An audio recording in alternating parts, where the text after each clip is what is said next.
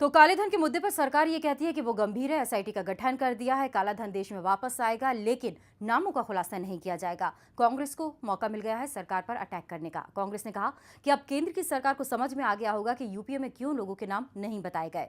UPA का फैसला कितना न्यायोचित था। कांग्रेस के नेता आनंद शर्मा ने कहा है कि चुनाव से पहले यूपीए को बदनाम करने के लिए काला धन को एजेंडा बनाया गया था। तो इससे एक चीज स्पष्ट होती है कि जो यूपीए की सरकार कर रही थी वो सही था, न्यायोचित था और देश के हित में था।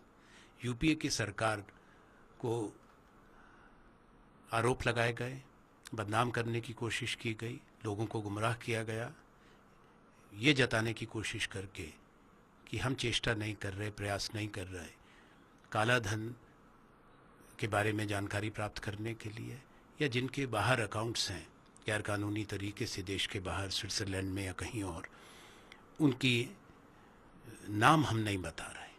ये सब बातें गलत थी। और वहीं कांग्रेस के नेता संजय निरुपम ने कहा कि केंद्र का ये रवैया बेहद गैर जिम्मेदाराना है, क्योंकि जिस मुद्दे को बीजेपी ने यूपीए के खिलाफ चुनावों में भुनाया, अब वो उसी मुद्दे से पीछे हट रही है। गंभीर मामला है, क्योंकि बाबा रामदेव के साथ राम जेठमलानी जी ने कंधे से कंधे मिला के काला धन के मुद्दे पर एक बड़ा आंदोलन खड़ा किया था। और जब वो आंदोलन कर रहे थे तब भारतीय जनता पार्टी बार बार हमारी सरकार को चुनौतियां दे रही थी। खासकर 2 चुनौतियां थी। एक चुनौती ये थी कि जो नाम आए हैं उन नामों को हम जाहिर करने से कतरा रहे हैं या छुपा रहे हैं। तब बीजेपी ने कहा था कि अगर हमारी सरकार आएगी तो सारे नाम हम तत्काल जाहिर करेंगे। दूसरी बात बीजेपी ने कही थी अपने प्रचार के दरमियान कि 100 दिन के अंदर काला धन लेके आएंगे। आज 130 दिन से ज्यादा हो गए, अभी तक काला धन क्या एक काली कौड़ी भी नहीं आई है। और जो नाम जाहिर करने की बात थी, इस सरकार ने स्वयं जाके अदालत में कह दिया है कि नाम जाहिर नहीं कर सकते हैं। तो अब उस समय जो कह रहे थे उससे निश्चित तौर पर यह यू टर्न लिया हुआ है इस सरकार ने। ऐसे में राम जेठमलानी जी को पूरा हक है इस सरकार को चुनौती देने का, अदालत में जाके, अदालत से बाहर।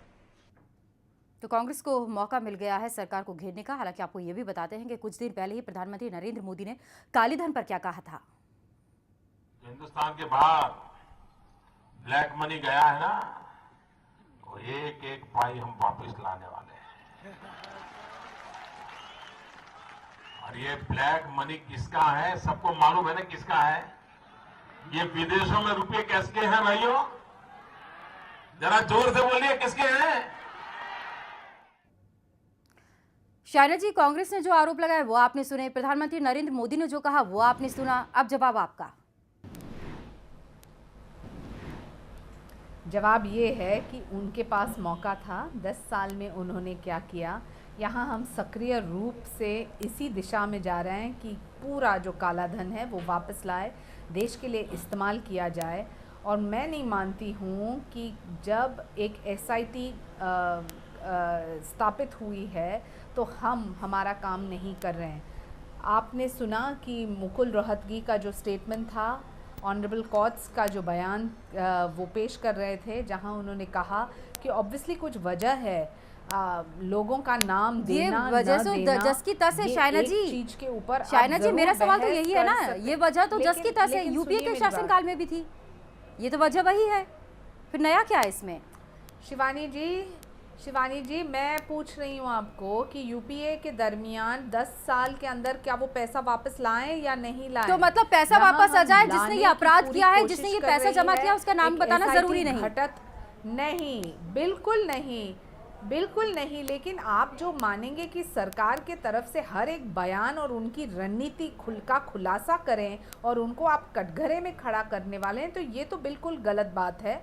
जो वो अपना काम कर रहे हैं और सही वक्त पे जो मजबूरी क्या है नाम नहीं बताने की, आप कह रही हैं कोर्ट में मामला है, लेकिन मैं वो भी आपसे पूछूंगी। अमिताभ जी, क्या हम ये मान लें सरकार जो दलील दे रही है। कोर्ट से बात कीजिए, आप ऑनरेबल कोर्ट्स के बयान को नजरअंदाज कर रहे हैं। शिवानी जी प्लीज समझ लीजिए, कोर्ट का मैं सम्मान करती हूँ शायना जी, मेरा सवाल ये है ही नहीं। शायना जी, मेरा सवाल तो सीधा सा है, आपने ही ये कहा था काला धन वापस लाएंगे, नामों को उजागर करेंगे। प्रधानमंत्री नरेंद्र मोदी को आपने सुना बार बार ये कह रहे हैं काला धन किसका है सब जानते हैं, वो खुद कह रहे हैं ये बात। आप वापस फोन कीजिए। देखिए, किसका है और किसके बारे में बोलना चाहिए ये एक चीज़ है जी। लेकिन मैं ज़रूर कहना चाहती हूँ कि ऑनरेबल सुप्रीम कोर्ट को नज़रअंदाज चलिए न ठीक है, करें। अमिताभ जी का जवाब अहम देते हैं। भूमिका होगी और उसे नजरअंदाज करना बिल्कुल उचित नहीं होगा। जी अमिताभ जी मेरा आप यह भी मानना है कि यदि उस पॉलिसी से डेविएट किया जाएगा, नाम बताने में कोई हिचकिचाहट की जाएगी, तो निश्चित रूप से ऐसे लोगों का मनोबल बढ़ेगा, उनको लाभ पहुंचेगा, उन्हें अनुचित लाभ मिलेगा। वह इसीलिए कि जब तक उनका नाम सार्वजनिक नहीं होगा, लोग नहीं जानेंगे कि कौन लोग हैं। अब यह उम्र पारदर्शिता का है, उत्तरदायित्व का है, ट्रांसपेरेंसी, अकाउंटेबिलिटी की बात हम हर पल करते हैं। तो काले धन के मुद्दे को लेकर सरकार गंभीर है, उसे देश वापस भी लाना चाहती है, लेकिन जिन लोगों का उनके नाम उजागर नहीं कर सकती, क्योंकि इसके लिए दलील ये दी जा रही है सरकार की तरफ से कि ये दोहरे समझौते का उल्लंघन होगा। हालांकि यूपीए सरकार भी यही राग अलापती थी। खास मेहमान हमारे साथ जुड़े हुए हैं। संजय जी, सरकार बनने के बाद भी मोदी यही कहते रहे कि काला धन वापस लाएंगे। शायद जनता उन्हें नहीं समझ पाई या वो ये नहीं समझा पाए कि लोगों के नाम उजागर नहीं किए जाएंगे। बार बार उन्होंने भी ये कहा किसका पैसा है ये सब जानते हैं। देखिए, मोदी जी काम करने वाले व्यक्ति हैं, काम करना चाहते हैं और देश की जनता ने उन पर विश्वास किया है। लेकिन मैं समझता हूं कि इतने लंबे समय से वो शासन कर रहे हैं, पहले वो मुख्यमंत्री भी थे, आज प्रधानमंत्री हैं। क्या उन्हें ये पता नहीं था पहले कि इस प्रकार की जो संधि देश की हो रखी हैं, इन संधियों के चलते ये नाम उजागर करना उनके लिए बाद में भी संभव नहीं होगा? और यदि वो ऐसा जानते थे तो फिर इसको अपने मुख्य एजेंडा में रखकर देश का विश्वास उन्होंने क्यों जीता? सारे देश के नागरिकों ने एक साथ उनको इतना बड़ा प्रचंड बहुमत दिया। उसका एक बहुत बड़ा मुद्दा काला धन था। काले धन के ऊपर अगर आज सरकार किसी भी प्रकार का ट्विस्ट करती है तो मैं समझता हूं कि देश के करोड़ों देशवासियों के साथ ये एक अविश्वास होगा। जी जी जी शाइना जी, मैं कुछ कहना चाहती हूँ। बोलिए। 28 अक्टूबर को एक हियरिंग है जहां ऑनरेबल कोर्ट्स इसके ऊपर भी एक निर्णय देंगे। जहां तक सवाल ये है कि क्या आप पैसा वापस चाहते हैं या नहीं, क्या राजनीतिक इच्छा शक्ति है या नहीं, मुझे नहीं लगता है कि दो मत या दो राय या दो ओपिनियंस हो सकते हैं, क्योंकि मोदी जी की जो एक विशेषता है वो है उनकी राजनीतिक इच्छा शक्ति।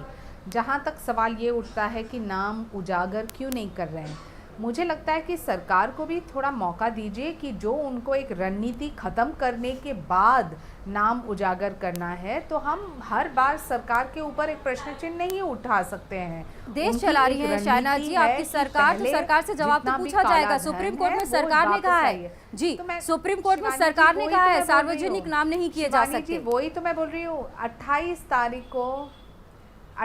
तारीख को एक हियरिंग है।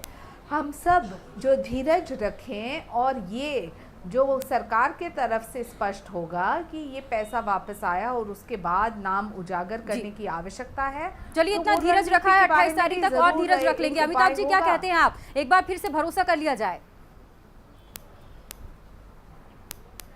जी देखिए, आपकी बात आपने कही कि धीरज रखा है, धीरज रखा जाए। और जैसा कि हम लोग सब सुन रहे हैं, शाइना जी ने बड़ी अच्छी बात यह कही है कि उन्हें विश्वास है और उनका विश्वास हम सबों का विश्वास है, देश का विश्वास है। इस समय यदि कह रहे हैं कि 28 तारीख तक कोई पॉजिटिव अच्छी बातें निकलेंगी, तो मुझे लगता है कि हमें उस बात पर विश्वास करना चाहिए। यह मैं अवश्य कहूँगा अपनी तरफ से, और मेरे जैसे करोड़ों लोग जो ये आस्था रखे हैं कि ये काला धन का मामला वास्तव में उजागर होगा, यह नाम उजागर हो, जनता के सामने आए, ताकि इसका जो अच्छा पहलू है वह सामने हो सके। काला धन तो आए ही, साथ में जो बेईमानों का पैसा जो कहा जा रहा है कांग्रेस की तरफ से भी, विरोधी पार्टियों की तरफ से भी, और जनता भी यही जानना चाहती है वो पैसा किसका है, उनके नाम भी उजागर हो। शाइना जी ने कहा है 28 तारीख तक का इंतजार करते हैं। चलिए, वो इंतजार भी कर लिया जाएगा। 28 के बाद फिर शाइना जी से बात होगी। शाइना जी, आप हमारे साथ जुड़िए, आपका बहुत बहुत शुक्रिया।